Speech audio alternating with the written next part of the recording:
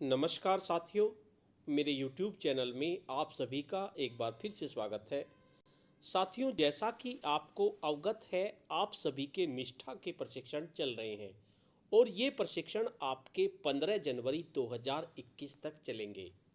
जैसे ही आपके प्रशिक्षण समाप्त होंगे तो सुनने में ये आ रहा है कि एक ऑनलाइन कॉम्पिटेंसी टेस्ट होगा जिसमें आपको 60% मार्क्स लाना अनिवार्य होगा।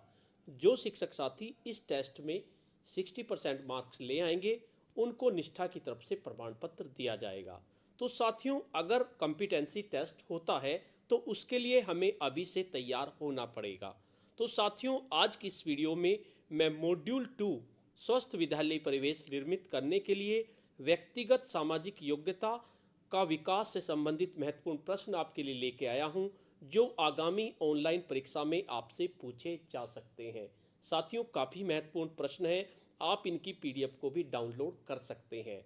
साथियों, ये महत्वपूर्ण प्रश्न मुझे हमारे मध्य प्रदेश के उमरिया डिस्ट्रिक्ट के शिक्षक साथी प्रदीप त्रिपाठी जी ने भेजे हैं। इसके लिए प्रदीप त्रिपाठी जी को बहुत बहुत धन्यवाद कि उन्होंने इतने सुंदर प्रश्न बनाकर मुझे भेजे जिससे कि मैं अपने चैनल पे अपलोड कर सकूं और ज़्यादा से ज़्यादा शिक्षक साथियों का भला हो सके। साथियों, वीडियो को शुरू करने से पहले मैं आपको बता देना चाहता हूं, अगर आप चाहते हैं इस तरह की इन्फॉर्मेटिव वीडियो आपको एक प्लेटफॉर्म पर मिले तो उसके लिए मैंने इन्फॉर्मेटिव वीडियो व्हाट्सएप ग्रुप और इन्फॉर्मेटिव वीडियो टेलीग्राम ग्रुप बनाए हुए हैं। आप चाहें तो मेरे ग्रुप से जुड़ सकते हैं। ग्रुप का लिंक आपको वीडियो के डिस्क्रिप्शन बॉक्स में मिल जाएगा, जिस पे क्लिक करके आप मेरे ग्रुप से जुड़ सकते हैं। तो चलिए जानते हैं मॉड्यूल नंबर 2 के महत्वपूर्ण प्रश्नों के बारे में। तो सबसे पहले ये शिक्षक हैं प्रदीप त्रिपाठी जी, उमरिया डिस्ट्रिक्ट के डीआरजी भी हैं। बहुत ही सुंदर ये नोट्स भी बनाते हैं और बहुत ही सुंदर ये प्रश्नावली इन्होंने बनाई है। इसके लिए इन्हें बार बार धन्यवाद। पहला प्रश्न है हमारा, कोर्स 2 का नाम क्या है? तो कोर्स 2 है हमारा स्वस्थ विद्यालय परिवेश निर्मित करने के लिए व्यक्तिगत सामाजिक योग्यता का विकास। उसके बाद दूसरा प्रश्न है हमारा, कोर्स 2 का उद्देश्य क्या है? तो कोर्स 2 के द्वारा हम व्यक्तिगत और सामाजिक गुणों की समझ को जान पाएंगे तथा कक्षा में बच्चा अपना आत्मविश्वास जगा पाए एवं दूसरे की भलाई कर पाए, इसके लिए परिवेश का निर्माण कैसे करना है। उसके बाद प्रश्न नंबर 3 है हमारा, व्यक्तिगत सामाजिक गुण क्या है? तो व्यक्तिगत सामाजिक गुण ऐसे गुण हैं जो हमें अपने व्यक्तिगत, पेशेवर और सामाजिक जीवन में संबंधों को मधुर व स्वस्थ बनाने में मदद करते हैं। उसके बाद प्रश्न नंबर 4 है, हमें दूसरों के प्रति कैसा व्यवहार या दृष्टिकोण रखना चाहिए?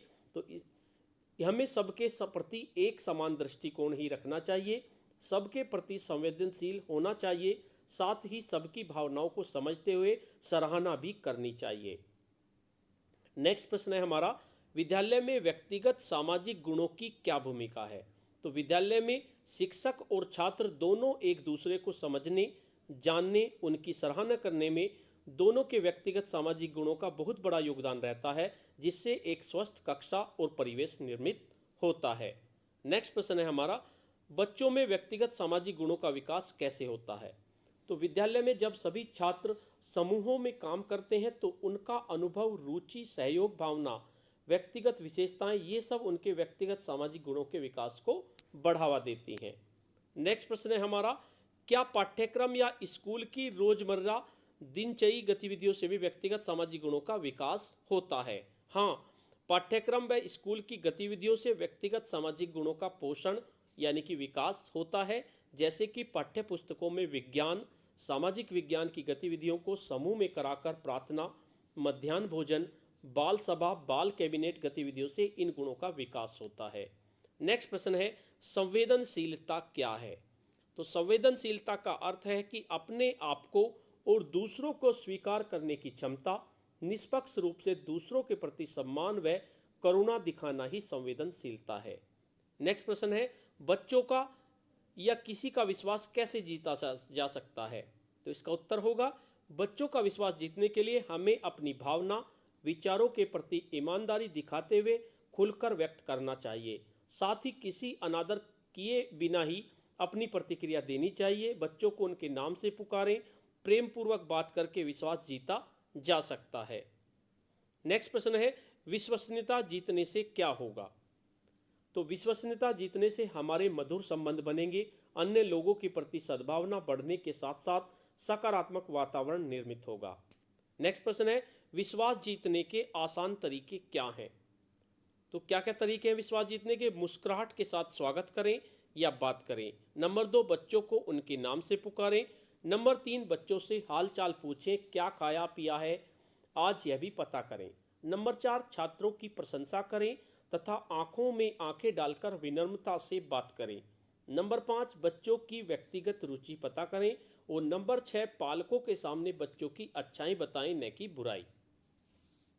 नेक्स्ट प्रश्न है हमारा, परानुभूति, सहानुभूति या तदानुभूति क्या है? दूसरों की अनुभूति यानी कि अनुभव, उनकी भावनाओं को उनके दृष्टिकोण से समझना, महसूस करना ही परानुभूति है। नेक्स्ट प्रश्न है हमारा, परानुभूति में कैसे भाव निर्मित होते हैं? तो परानुभूति में निराशा, गुस्सा, बेबसी, दया, उदासीनता के भाव निर्मित होते हैं। नेक्स्ट प्रश्न है हमारा, बच्चों की सुरक्षा के लिए चाइल्ड हेल्पलाइन नंबर क्या है? तो चाइल्ड हेल्पलाइन नंबर 1098 है, जो 24 घंटे के लिए निःशुल्क है। नेक्स्ट प्रश्न है, पॉक्सो एक्ट किसके लिए है तथा यह एक्ट कब बना? तो पॉक्सो एक्ट बच्चों के उम्र 0 से 18 साल यौन शोषण की रोकथाम के लिए है और ये 2012 में बना है। नेक्स्ट प्रश्न है, हम में क्या समानता है? इस गतिविधि से बच्चों में किन कौशलों का विकास होगा? इस गतिविधि से बच्चों में संवेदनशीलता और देखभाल की क्षमता का विकास होगा। नेक्स्ट प्रश्न है प्रश्न नंबर 17, स्वयं तथा बच्चों में व्यक्तिगत सामाजिक गुणों के विकास या पहचान के लिए कौन सी गतिविधि कराएं? स्वयं या बच्चों में व्यक्तिगत सामाजिक गुणों के विकास के लिए बच्चों के समूह बनवाएं तथा प्रत्येक समूह में उन लोगों की सूची बनाने को कहें जिनकी वे प्रशंसा करते हैं तथा उनके गुणों पर चर्चा करें कि वे कौन से गुण हैं। साथियों, काफ़ी महत्वपूर्ण प्रश्न है और बहुत ही सुंदर प्रश्न इन्होंने बनाए हैं। आप इसकी पीडीएफ को भी डाउनलोड कर सकते हैं। साथियों, इसकी पीडीएफ को मैंने पासवर्ड से प्रोटेक्टेड करके गूगल ड्राइव पे डाल दिया है। आप इसकी पीडीएफ को डाउनलोड कर सकते हैं। इसका पासवर्ड मैं आपको बता देता हूँ। इसका पासवर्ड होगा, क्योंकि ये आपका दूसरा कोर्स है, तो इसका पासवर्ड होगा कोर्स 2, COURSE, कोर्स 2 यानी कि 2। कोर्स 2 लिखेंगे, आपको सभी लेटर्स स्मॉल लेटर्स का यूज करना है, कैपिटल लेटर्स यूज नहीं करने हैं। कोर्स 2 @ उसके बाद @ लगाएंगे, उसके बाद 04012021। दोबारा से सुन लीजिए, कोर्स 2 COURSE, कोर्स 2 @04012021 यानी कि 4 जनवरी 2021। आज की डेट मैंने इसमें पासवर्ड डाल दिया है, कोर्स 2 @4 जनवरी 2021 यानी कि 04/01/2021। ये इसका पासवर्ड होगा। इसकी मदद से आप इसको डाउनलोड कर सकते हैं। नेक्स्ट प्रश्न है, शिक्षक छात्रों में किन गुणों का विकास कराने में सहायक बन सकते हैं? तो इसके उत्तर होंगे, सहपाठियों से मधुर संबंध बनाने में। नंबर 2, कक्षा की विविधता को समझने में। नंबर 3, स्वस्थ आदत जैसे आहार व स्वच्छता का विकास कराने में। नंबर 4, समस्या समाधान निर्णय लेने में। नंबर 5, समय का सार्थक उपयोग में। नंबर 6, अपनेपन के भाव को विकसित कराने में। और नंबर 7, अपने कार्यों की जिम्मेदारी लेने में। नेक्स्ट प्रश्न है, पुस्तकालय के प्रयोग से किन गुणों का विकास बच्चों में कराया जा सकता है? तो इसका उत्तर होगा, पुस्तकालय के प्रयोग से बच्चों में साहित्य, व्यक्तिगत सामाजिक गुणों का विकास कराया जा सकता है। इसके लिए कहानी, चित्रों की पुस्तकें समूह में पढ़ने को दें तथा विचारात्मक सत्रों का आयोजन कराएं। नेक्स्ट प्रश्न है, भाषा के कितने रूप होते हैं? तो भाषा के 3 रूप होते हैं। नंबर 1 मौखिक, नंबर 2 लिखित और नंबर 3 सांकेतिक भाषा। उसके बाद नेक्स्ट प्रश्न है आपका, प्रभावी संप्रेषण क्या है? तो प्रभावी संप्रेषण में अभिव्यक्ति शाब्दिक और गैर शाब्दिक दोनों तरह की हो सकती है। प्रभावी ढंग से सुनने, प्रतिक्रिया देने का कौशल शामिल होता है। नेक्स्ट प्रश्न है, प्रभावी संप्रेषण कब सही दिशा में रहता है? इसका उत्तर होगा, शिक्षक जो कहे वह सभी छात्र समझें और अपनी प्रतिक्रिया दें, तभी संप्रेषण सही दिशा में माना जाता है। नेक्स्ट प्रश्न है आपका प्रश्न नंबर 23, हम बातचीत में कितने प्रकार की प्रतिक्रियाओं का उपयोग करते हैं? तो इसका उत्तर होगा हम बातचीत में 5 प्रकार की प्रतिक्रियाओं का उपयोग करते हैं, जिन्हें 5 अक्षरों ELPS EISPU में पहचाना जाता है, यानी कि मूल्यांकन, मूल्यांकनात्मक, व्याख्यात्मक, सहायक, गहराई से जांच और समझ।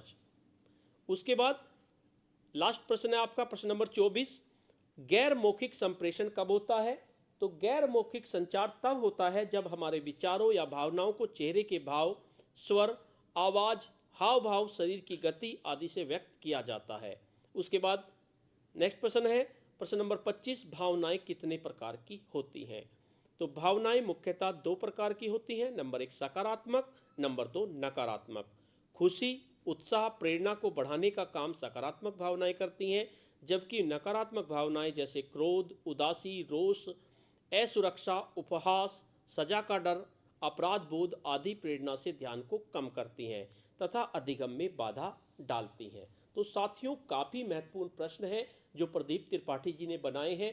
आपके काफ़ी महत्वपूर्ण योगदान होगा इनका आपकी आगामी परीक्षा में। तो साथियों, आप इसकी PDF को डाउनलोड कर लीजिए। मैंने इसका पासवर्ड आपको बता दिया है, उस पासवर्ड की मदद से आप इसको ओपन भी कर सकते हैं। तो साथियों, आज की वीडियो आपको कैसी लगी? अगर आपको वीडियो अच्छी लगी तो इस वीडियो को लाइक कीजिए, शेयर कीजिए और वीडियो पे कमेंट्स कीजिए। और अगर आप मेरे चैनल पे नए हैं, पहली बार मेरे चैनल को देख रहे हैं, तो चैनल को सब्सक्राइब कर लीजिए और बेल के आइकन को प्रेस कर दीजिए, जिससे कि आपको नेक्स्ट वीडियो का नोटिफिकेशन मिल सके। धन्यवाद।